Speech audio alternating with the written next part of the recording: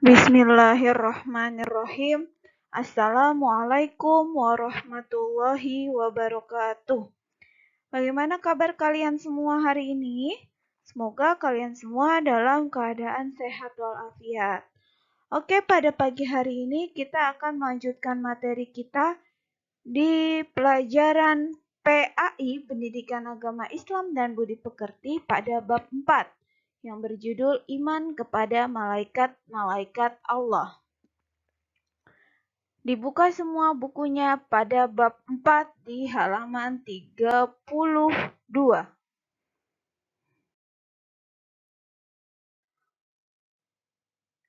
Oke, kita langsung ke halaman 34. A. Meyakini keberadaan malaikat-malaikat Allah. Malaikat adalah makhluk gaib ciptaan Allah Subhanahu wa Ta'ala yang terbuat dari cahaya atau nur. Jadi malaikat ini diciptakan Allah dari cahaya. Malaikat selalu taat kepada Allah, tidak pernah membantah dan selalu bertasbih menyucikan nama Allah Subhanahu wa Ta'ala. Wujud malaikat ini adalah gaib. Apa sih gaib itu? Gaib berarti segala sesuatu yang diyakini keberadaannya tapi tidak tampak atau terlihat oleh mata serta tidak dapat ditangkap dengan panca indera. Jadi malaikat ini ada namun kita nggak bisa lihat ya karena dia itu adalah makhluk gaib, tidak tampak dan tidak terlihat oleh mata. Malaikat ini tidak berjenis kelamin laki-laki maupun perempuan. Jadi malaikat tidak mempunyai jenis kelamin. Paham ya? Selanjutnya, malaikat ini mempunyai akal. Namun Allah tidak memberi hawa nafsu sehingga tidak mempunyai keinginan seperti makan dan minum. Jadi para malaikat ini diberi akal sama Allah tapi tidak diberi hawa nafsu. Jadi mereka tidak merasakan lapar, tidak merasakan haus sehingga mereka tidak ada keinginan untuk makan dan minum. Ayat yang menjelaskan tentang malaikat yang tidak pernah durhaka dan tidak pernah menentang Allah serta memuji dan bertasbih kepadanya adalah Quran Surat At-Tahrim ayat 6. Bisa dilihat ayatnya di buku di halaman 35. Ibu bacakan. Bismillahirrahmanirrahim.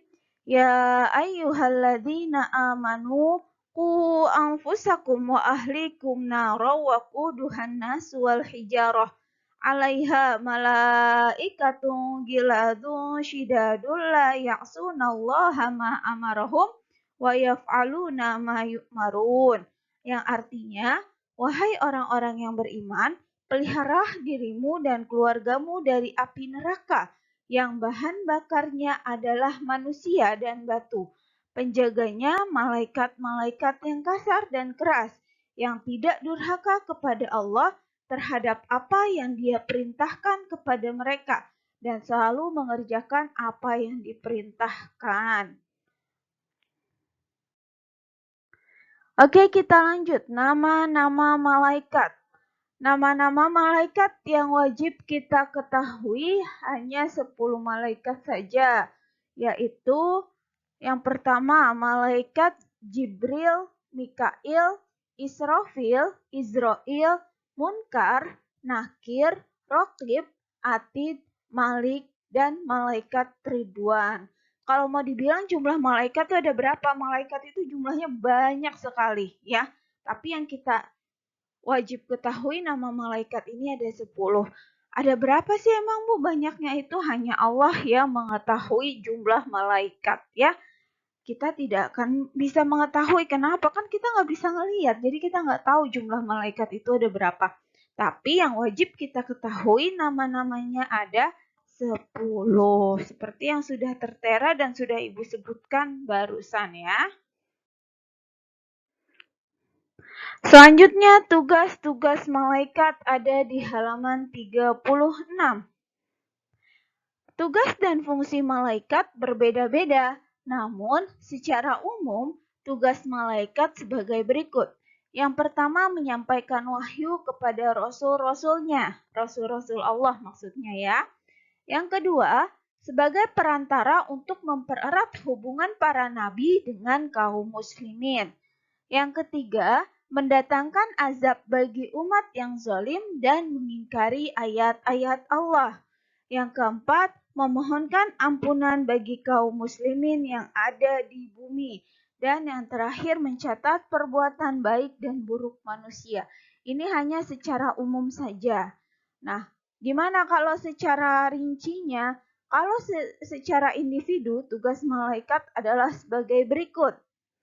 Yang pertama, malaikat Jibril tugasnya menyampaikan wahyu dari Allah untuk para nabi dan rasul. Selanjutnya, malaikat Mikail tugasnya mengatur pembagian rezeki kepada makhluk Allah. Contohnya apa? Kayak ngatur hujan, memberi buah kepada tumbuhan, mengatur tanaman, dan sebagainya. Jadi malaikat Mikail ini yang mengatur rezeki ya.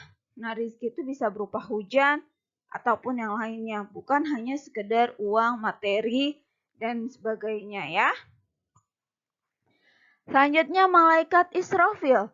Tugas malaikat Israfil adalah meniup trompet atau sangkakala. Yang dimana sangkakala ini apabila ditiup pertama kali, maka semua makhluk yang ada di bumi akan mati.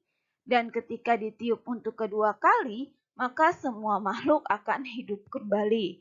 Ini tugas malaikat Israfil. Yang keempat, malaikat Izrail. Tugasnya yaitu mencabut nyawa semua makhluk. Malaikat Izrail juga disebut sebagai malaikat maut karena dia mencabut nyawa tugasnya. Selanjutnya yang kelima dan yang keenam, malaikat Munkar dan Nakir. Dua ya, Munkar dan malaikat Nakir. Apa tugasnya? Tugasnya yaitu memeriksa amal perbuatan dan mengajukan pertanyaan kepada manusia di alam barzah atau alam kubur. Jadi ketika manusia itu telah wafat, telah meninggal dunia, mereka akan dikuburkan. Nah, di dalam kubur ini mereka akan ditanya oleh malaikat Munkar dan malaikat Nakir. Selanjutnya malaikat yang ketujuh yaitu malaikat Raqib. Tugasnya adalah mencatat amal perbuatan baik manusia. Malaikat yang kedelapan, malaikat Atid. Tugasnya adalah mencatat amal perbuatan buruk manusia. Jangan terbalik ya. Malaikat Raqib mencatat amal baik, malaikat Atid mencatat amal buruk. Yang kesembilan, malaikat Malik. Tugasnya menjaga pintu neraka. Malaikat Malik ini bersifat keras, tidak mempunyai belas kasihan kepada penghuni neraka. Jadi nggak pernah ngerasa kasihan kepada penghuni neraka malaikat Malik ini ya. Dan yang terakhir malaikat Ridwan, tugasnya menjaga pintu surga dan bersifat lemah lembut dan ramah kepada penghuni surga. Sampai sini udah tahu semuanya ya tugas para malaikat secara individu. Nah, malaikat ini tidak pernah lalai dan tidak pernah mengeluh dalam menjalankan tugas dan tanggung jawabnya. Mereka juga tidak pernah iri sesama malaikat. Kenapa? Ya, karena malaikat itu nggak punya hawa nafsu. Jadi sama sekali nggak ada rasa irinya terhadap satu sama lain. Beda sama manusia ya. Mereka juga tidak pernah lalai dan tidak pernah mengeluh. Selanjutnya, sifat mulia yang dimiliki malaikat yaitu tidak pernah pamrih atau memohon balasan atas ketaatannya kepada Allah. Jadi malaikat ini kan sangat taat kepada Allah ya.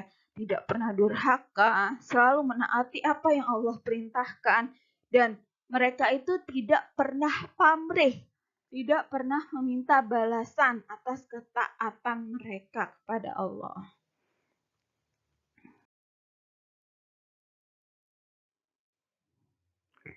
Kita lanjutkan ke halaman 37. Memiliki sikap yang dipengaruhi oleh keimanan kepada malaikat Allah. Apabila kita merasa selalu ada yang mengawasi, sadar bahwa ada malaikat yang mencatat segala amal yang kita lakukan, maka itu tandanya kita telah memiliki sikap yang dipengaruhi keimanan kepada malaikat. Jadi iman itu bukan hanya sekedar percaya, namun kita benar-benar mengaplikasikannya. Kita tahu malaikat ada, kita percaya malaikat ada, dan kita selalu merasa kalau ada yang ngawasin kita nih, di kanan kiri kita nih ada malaikat. Kita mau ngelakuin apa-apa itu dicatat sama malaikat. Nah, ketika kita sudah merasa seperti itu, maka tandanya kita telah memiliki sikap yang dipengaruhi keimanan kepada malaikat. Paham ya? Kita lanjutkan di halaman 38. Makna iman kepada malaikat-malaikat Allah. Makna beriman kepada malaikat berarti percaya atau yakin bahwa malaikat itu ada dan selalu mengawasi kita. Jadi bukan cuma sekedar percaya kalau malaikat itu ada, tapi kita juga percaya dan kita juga yakin kalau mereka selalu mengawasi kita. Mereka mencatat semua amal yang kita lakukan sekecil apapun itu mereka catat ya, baik amal baik ataupun amal buruk. Selanjutnya, iman kepada malaikat Allah merupakan rukun iman yang kedua. Nah, iman kepada malaikat ini harus benar-benar diresapi dengan sepenuh hati dan dilaksanakan dalam kehidupan sehari-hari. Paham sampai sini ya? Oke, waktunya telah selesai. Terima kasih atas perhatian kalian. Terima kasih telah mendengarkan penjelasan dari Ibu. Akhirul kalam. Syukran. Wassalamualaikum warahmatullahi wabarakatuh.